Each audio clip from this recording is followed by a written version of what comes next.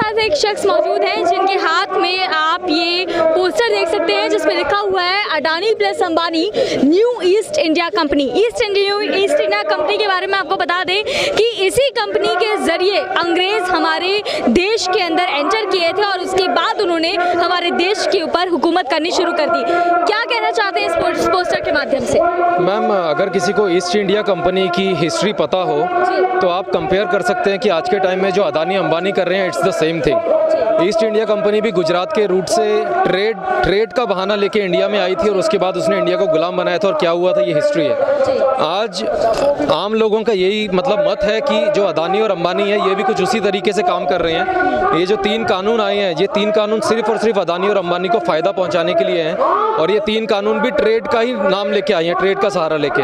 तो हमें तो यही लग रहा है कि हिस्ट्री रिपीट की जा रही है इस देश में। सो हमारी पूरी कोशिश है कि जैसे ये देश पहले एक बार गुलाम बन चुका है, दोबारा ना बने। तो बस हम उसी के लिए किसानों के समर्थन में यहाँ पे आए हैं। ठीक है, आपके नीचे वाले पोस्टर को भी हम पढ़ना चाहेंगे।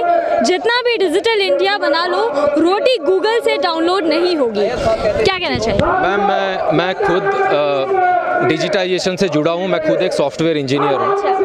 मैं डायरेक्टली खेती से जुड़ा नहीं हूँ, लेकिन कहीं ना कहीं मेरा जो परिवार है वो खेती से जुड़ा हुआ है। तो यहाँ कैसे आना हुआ आप? यहाँ मैं महाराष्ट्र पुणे से आया हूँ और स्पेशली आंदोलन के लिए ही आया हूँ। महाराष्ट्र से आ रहे हैं आप? तो जॉब अभी फिलहाल छोड़ रखी है? जॉब मेरी शुरू है। जॉब मैं ऐसे कर रहा हूँ कि 5 दिन काम करता हूँ घर से और फ्राइडे शाम को यहाँ आ जाता हूँ। फ्राइडे सैटरडे संडे यहाँ पे साथ देता हूँ इनका। सो हम लोग कोशिश कर रहे हैं कि जितना हो सके हमारे किसानों का साथ दें। ऑनलाइन हम लोग जितना अपनी बात को और नेशनल लेवल तक पहुंचा सकें, हम वही कोशिश कर रहे हैं और बैनर्स के सहारे हमारे दिल की जो बात है वो लोगों तक पहुंचे और नेशनली ये बात जाए। क्योंकि ये प्रोटेस्ट जो बताया जा रहा है सिर्फ पंजाब हरियाणा का है, वो बात गलत है। पूरा देश का किसान परेशान है। क्योंकि आज महाराष्ट्र से आ रहे हैं? जी, मैं महाराष्ट्र से आ रहा हूँ। मैं अगर आज की बात बताऊँ तो मैं खुद दंग था, क्योंकि मैंने ये चीज़ें पहले कभी ऐसे देखी नहीं। गोभी का रेट आज के टाइम में हमारे गाँव में 1 रुपया किलो है। अच्छा। 1 रुपया किलो।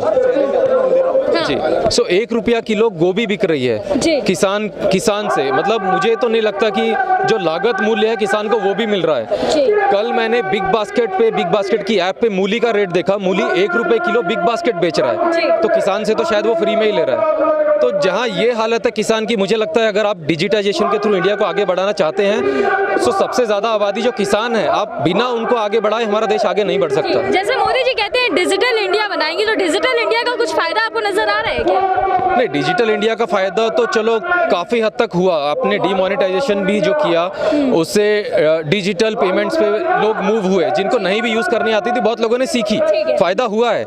लेकिन मैं ये नहीं सोचता कि सिर्फ डिजिटाइजेशन करने से हमारा देश आगे बढ़ जाएगा, क्योंकि लोगों के जेब में जब तक पैसा नहीं होगा वो फाइनेंशियली स्ट्रांग नहीं होंगे। आप डिजिटाइजेशन कितने भी करो वो कोई काम की नहीं है। तो डिजिटल इंडिया का किसानों के ऊपर कुछ फायदा हुआ है आपके अनुसार? किसानों का सिर्फ ये बोल सकते हैं कि मोबाइल के थ्रू, ऐप के थ्रू किसानों तक कुछ बातें सरकार जानकारी पहुंचा सकती है। लेकिन एट द एंड अगर वो किसान गरीब ही रहेगा, उसको मूल्य भी नहीं मिलेगा उसकी जो जितनी वो पैदावार कर रहा है उसका, तो फिर कोई फायदा नहीं है डिजिटाइजेशन का। स्ट्रीम मीडिया जिस तरीके से जो है वो किसान आंदोलन को दिखाती आई है, कभी कुछ आरोप लगाए जा रहे हैं कि खालिस्तानी है, कोई आतंकवादी है, इस तरह की बातें की जा रही है मीडिया में, तो आपको क्या लगता है कि मेन स्ट्रीम मीडिया क्या सच दिखा पा रही है? मैम, मेन स्ट्रीम मीडिया तो अभी all over the world I guess ये चीज़ बिल्कुल प्रूव हो चुकी है कि एक थिन लाइन है। थिन लाइन के उधर कुछ मीडिया है, थिन लाइन के इधर कुछ मीडिया है। बिल्कुल क्लियर फर्क है। कुछ मीडिया सिर्फ सरकार के ही हिसाब से बात करेगी और बहुत कम ऐसा मीडिया आज के टाइम में बचा है जो लोगों की बात करेगा, जो लोगों की बात करेगा। आप कौन सा चैनल देखते हैं? वेल, मैं अभी नाम लूंगा तो लोग बोलेंगे ये कांग्रेस ही है, सो लीव इट। बाकी अगर ये आंदोलन की बात करें तो आई थिंक ये बता दीजिए कि सोशल मीडिया पे ज्यादा भरोसा है या टीवी पे? मैं वही बोल रहा हूँ, अगर ये आंदोलन की बात करें तो ऐसे बहुत सारे छोटे चैनल्स और ऐसे बहुत सारे लोकल मीडियाज जिनको हम बहुत बड़े नेशनल मीडिया की क्राइटेरिया में नहीं रखते, वैसे मीडिया बहुत सारे सामने आई हैं जिन्होंने लोगों की बात वाकई में जो हकीकत है वो लोगों तक पहुंचाई है। सो लोगों का उन पे भरोसा बढ़ा है, ना कि जो नेशनल चैनल्स हैं उन पे।